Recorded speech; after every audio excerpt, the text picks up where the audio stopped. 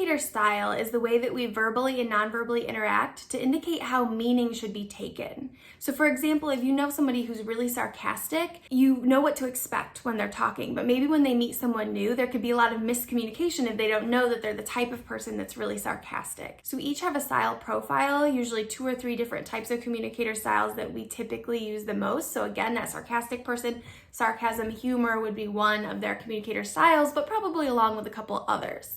So let me take you through a bunch of examples of communicator styles now. While I'm doing that, think about which ones really sound like the way you communicate, and also think about your best friend. What is their communicator style? So the first one is dominant. So people who are dominant communicators tend to come on strong and take charge.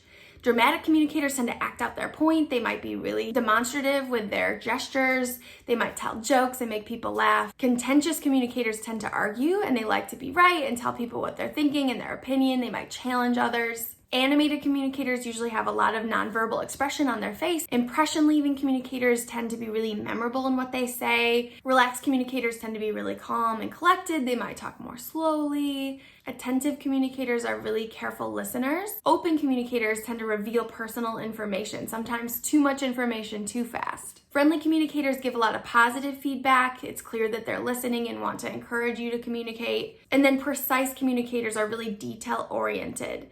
They value accuracy and they really want to get a clear, effective message across. So thinking about that list, what are probably your 2 or 3 top communicator styles? People are usually a blend of a couple of those, and then depending on how well you're able to adapt to different situations, you may vary on rhetorical sensitivity. So there are 3 types of communicators here. On one end, we have the noble self. So this person is the same person in every situation. So if they are that sarcastic person or a relaxed communicator, they're going to be that no matter what, at work, at home, with friends, with strangers. On the other end of the spectrum, we have the rhetorical reflector, and this person really adapts to the situation.